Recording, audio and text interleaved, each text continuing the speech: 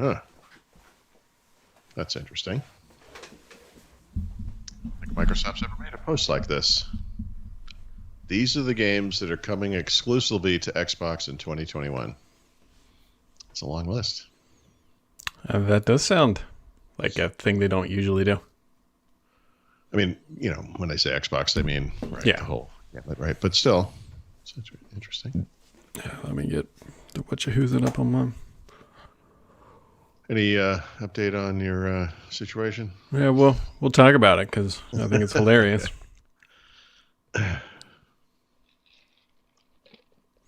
Hit pause on that.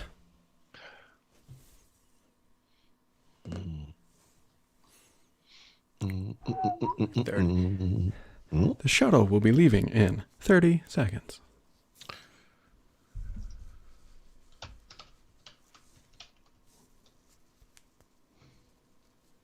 Wow.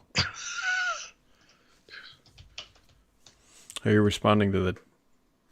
Maybe SAP has a better notepad? Yes, I am. I thought that was a good one. It was a good one. Yeah. I responded in kind. Too soon. All right.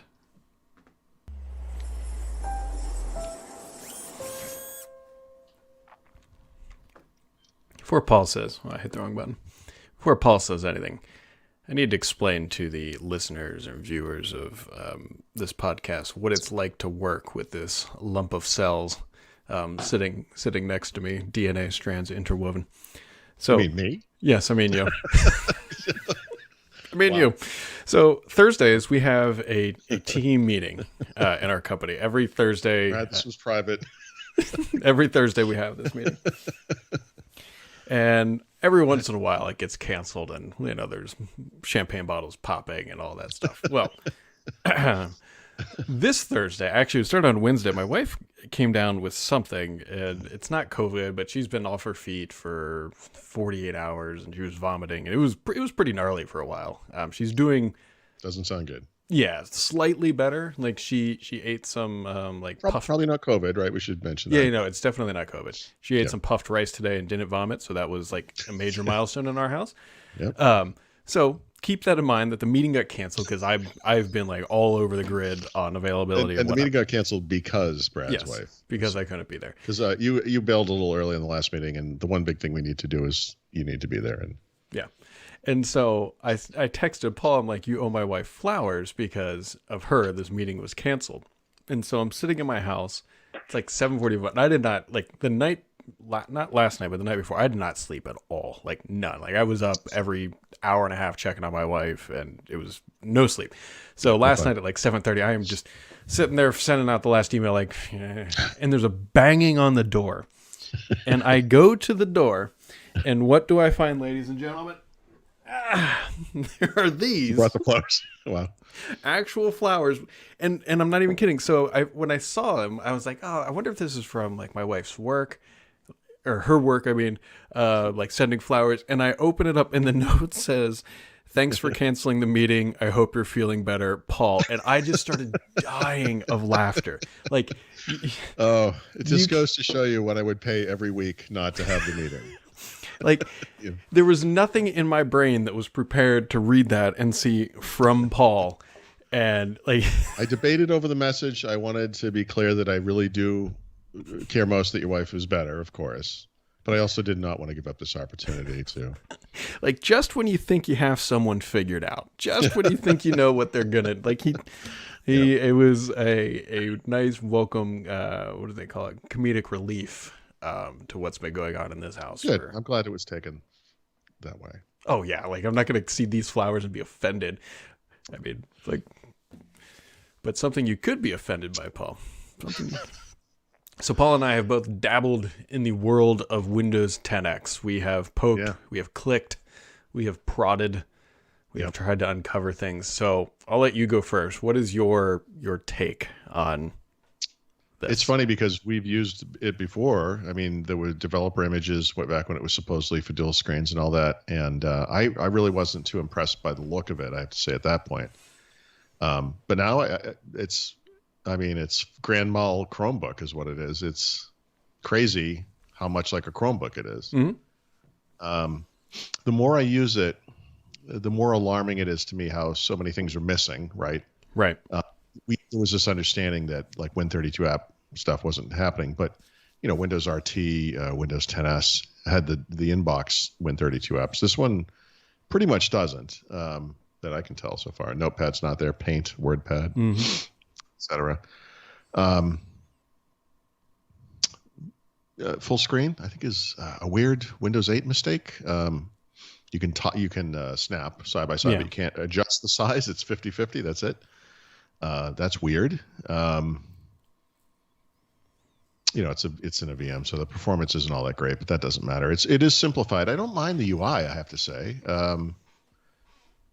I mean, it's weird what's not there. I think that's the weird thing. I don't know if you looked, like, for example, if you go into settings, you can get hung up on the first page of settings. Yeah, but the if you display one. Yep. Yeah, the display one, right. But if you go to the other ones, you can kind of get in and out. And honestly, it's mostly the Windows 10 stuff. But when you go to the last section, which security and updates or something, or update and recovery, whatever it says. Actually, I haven't even looked at Windows Update. I should look at that. I went down to see if PC reset was there. And there is a reset functionality, but that whole page is just like one thing. It's like, click this button. And I haven't gone through with it because it's going to erase it, and I've already signed in and everything, and I don't want to screw it up. But it's like the Power Wash feature in the Chromebook, or at least it looks like it. Power Wash, if you've never used it, works really well. It's very quick, very simple. The Action Center thing looks like a similar interface. The centered icons in the taskbar, like a Chromebook. The page that comes up for start is just like the one for a Chromebook.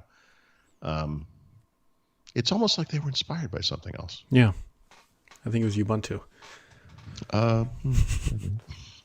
So much of my opinion on this thing is going to involve what they call it, because if they call this thing Windows anything, then it is Windows 10X. I mean, it is. Yeah, but we don't know if that's going to be the retail name. But if they call it that, I think it's going to be a tragic thing.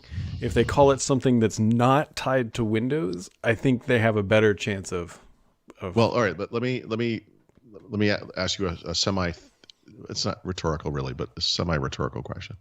What if the plan is, as rumored, that the first version will not be given out to sell? It will be going to commercial markets only. So maybe you couldn't even go into Best Buy and see this thing. Maybe. Mostly education. Commercial, by the way, for those who don't know, is basically businesses plus governments plus education, right?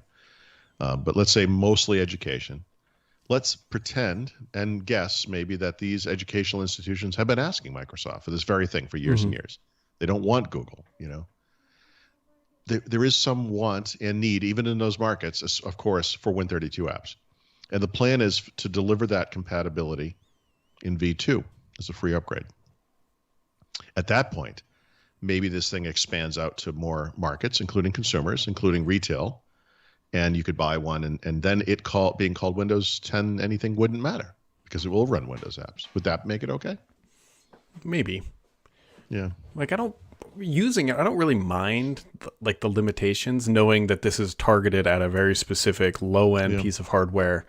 Even the things that are missing don't really it's so much of this is what we don't know yet is how they're framing it and going to market it and where they're going to push it. Because I do think that this potentially could be fine if people for example, if it ties into Azure Active Directory really well, it's super easy to manage from an enterprise standpoint. Okay, let me introduce a few more problems. Actually, if you don't mind. I sort of alluded to or said that it's weird. Some of the things that are missing are kind of strange. So, for example, the Files app is a modern app of some kind, probably UWP app, that replaces File Explorer. It only provides a view to two things, and the primary view is OneDrive, right? And okay, we get that. There's also a Downloads button, and that shows you the Downloads folder on the local computer, like you would see in File Explorer. It's the only location locally you can see through that app. If you save a file from Edge and presumably from other apps, I haven't tried any other apps, but if you save a file, like you go to web, right click on a file and say save as, you can see documents, pictures, and downloads, and that's it. Those are the only local locations. You can't, to my knowledge, and I've tried different ways, browse arbitrarily to a network location or any location, right? You can't see your desktop. You can't save anything to the desktop. You can't put files, drag files to the desktop. The desktop is unusable. The other thing is, compared to Chrome OS, it's missing some stuff. Chrome OS offers more access to the local file system than this thing does, which is crazy. Chrome OS lets you run applications in windowed form, which to me is, I mean, Windows has had this since 1990, or earlier. I don't remember exactly. And Chrome OS runs Android apps, So it's missing some stuff too. Yeah. Well, I mean, you can't put anything on the desktop either currently. So there's still some work to be done. We know approximately how far along they are, but we don't know when they're going to. Well, this could very well be a very close to final version of it. There's no watermarking on it. There's no pre-release. It's activated somehow. That might have been just someone who, I don't know, who knows. But I don't know. I mean, aside from the obvious, the Win32 thing, and then some of the things I just raised, the windowing ability, which is like, what, seriously? It's okay. Like it's okay in the same way that a Chromebook is okay. Like identically, I mean, it's alarming how much the UIs are influenced by Chrome OS. It's alarming. Especially now, Microsoft's talking about a big refresh with the Windows 10 UI. Yeah. And as we get into that, they're releasing something that looks exactly like Chrome OS. They have to come out and say, this is what our customers asked us for. They have to. That cannot be the only excuse for this. Yeah, I don't know. I want to see the mark. I know I keep going back to that as like a punt, but I think so much of my, I mean, you make a really good point. You're used to punting. But so much of my opinion needs to know, like, truly, where are they going to position this? How are they going to do it? And what is their optimal scenario for somebody to deploy this? Because that changes so many. Like, if they come out and say, hey, look, you can put a GT or an RTX 3080 in this machine, like, that makes no sense for what they've offered. Oh, that's the other thing. So if the only computers running this thing are those $200 to $300 hunk of crap education PCs that nobody wants, this is interestingly uninteresting until next year at the earliest, right? If it's a range of computers, or I mean, I'd like to see this on hardware for one thing. And I got to say, for whatever it's worth, seriously, and this includes the notion that when 32 apps will happen in some capacity, right? Mm-hmm. This probably would meet a lot of people's needs in the same way that Chromebooks do, right? People listening to this, Brad and I, I guess we're power users or enthusiasts or whatever you want to call us. We may have more specific needs. In fact, so one of the things we all had to do to get this thing to run was get Hyper-V working. Yeah. Right? Yeah, no, this is not a normal consumer activity. I had trouble with it, and I sent Paul a tutorial, and he responded back, I've been using Hyper-V for 20 years. Yeah, I'm like, what like, seriously? And it just comes down to, you had to import it, whatever. But I mean, like, the fact that I couldn't figure this out was alarming to me. Anyway, that's something else. But, we all have our own way of doing things and everything. And there are people who are going to complain about stupid little things, like the icons are in the middle instead of on the left, or, whatever. We all have our own little preferences and all that kind of stuff. But, the basics, I mean, honestly, full featured version of Edge, right? Yep. You can install PWAs, and you can load all the extensions. It does all the sync and all that. It's the desktop version, basically. Actually, there's the one desktop app that works fine. And then, honestly, if you thought the collection of built-in apps in Windows 10 was weak, wait until you see the one in Windows 10X. I mean, it's, what are they, like 12 apps or 15 maybe? Yeah. I mean, it's nothing there. And I'm trying to think, if I successfully installed and run something from the store, I'm not sure I couldn't even get the store to run on my machine. It kept crashing, the VM. I just installed OneNote. Let me see if that ever if it works. But like, it let me install Affinity out of my list of apps I already own, but it won't run. It won't. And then I would have been shocked. No, it won't run. And when you browse the store and look at the app, like in the normal listing, it's like, this does not work on your PC.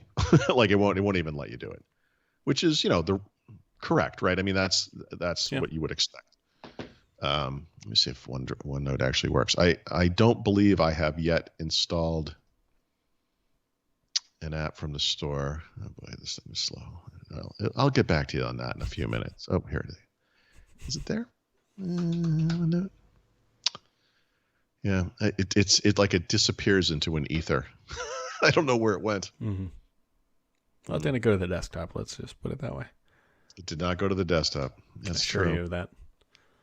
So hopefully we'll learn more about that soon-ish. I don't. Yeah. Microsoft has a plan for this. See, this says it won't work on this PC. I don't see it. Maybe I didn't. I thought I had triggered it already. Maybe I didn't. Other fun things floating around is, besides Mark Gurman probably hiding in a back closet because Apple wants to do things not nice to him, he appears to have leaked just about everything that Apple's going to be doing for the next either at least year or whatever.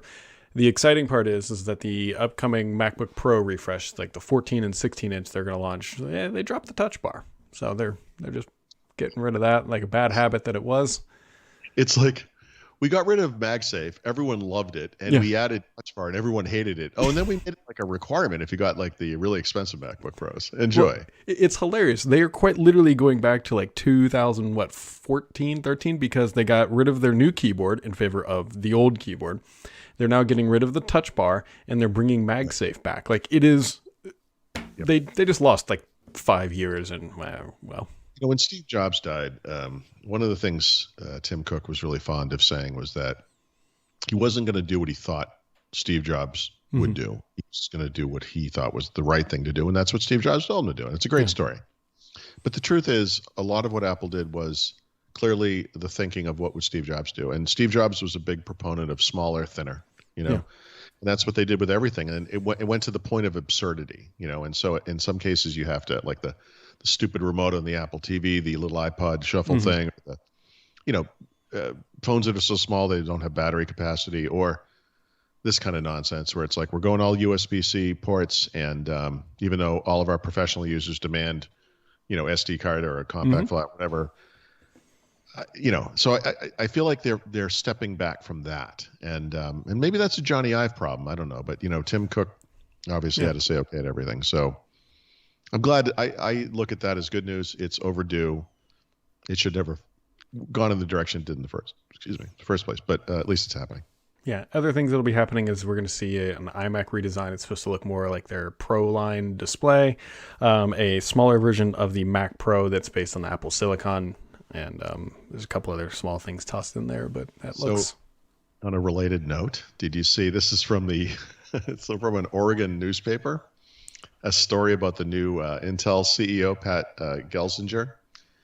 They had like an inside story of what he said to Intel in his first appearance, probably virtually, I would imagine.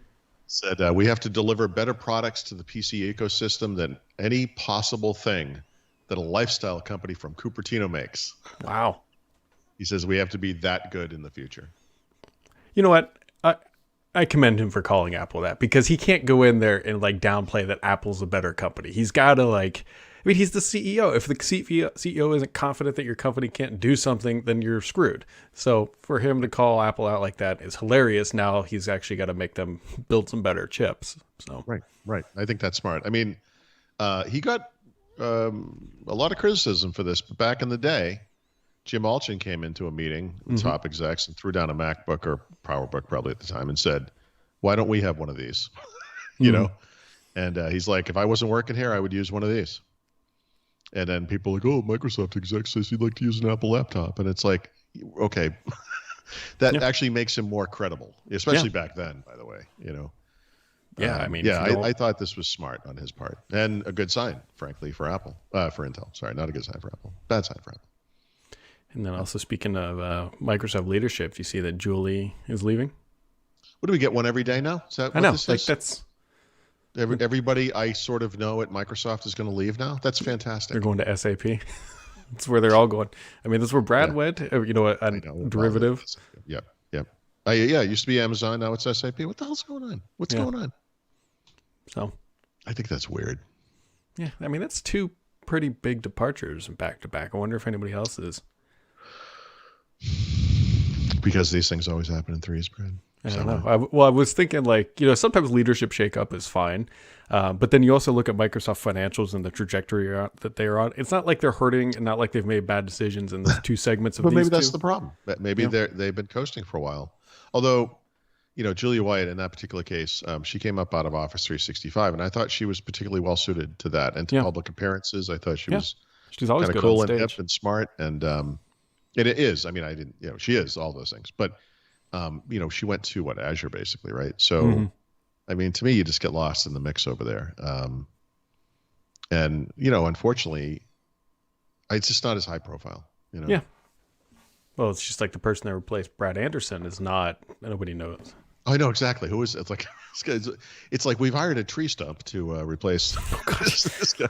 Well, no, like Mary Jo pointed this out. Like Brad Anderson has been incredibly vocal on Twitter. He's just out there in the world. He makes videos. He's all over LinkedIn. Like he's out there. Yeah. This guy who's replacing him, whose name I don't know, and don't tell me. I honestly don't care. He doesn't even have a Twitter account. Yeah. It's like I guess we're going in a different direction. Yeah, I mean, I know it's that part of the. I get it. I mean, I'm just saying.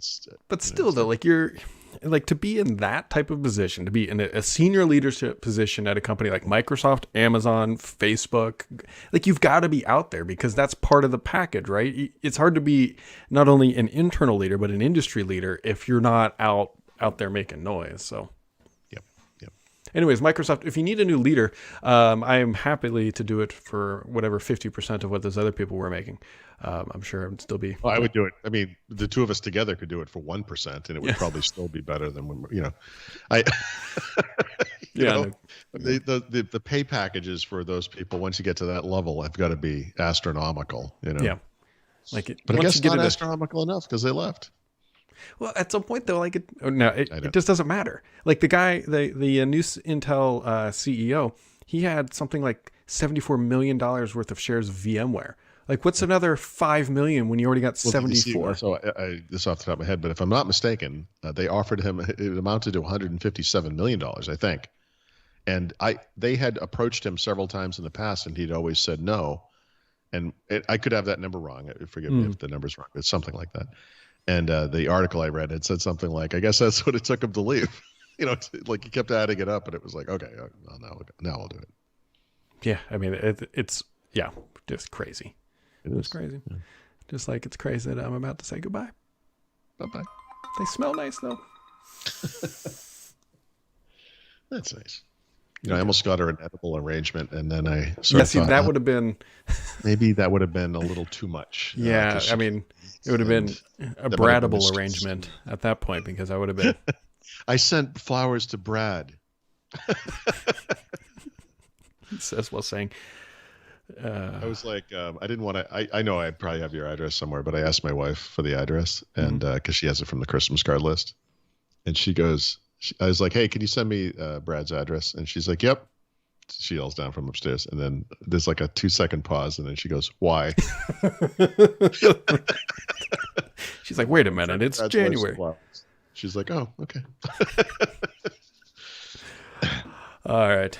You have a good weekend. I'll catch you Monday. Hope your wife feels better.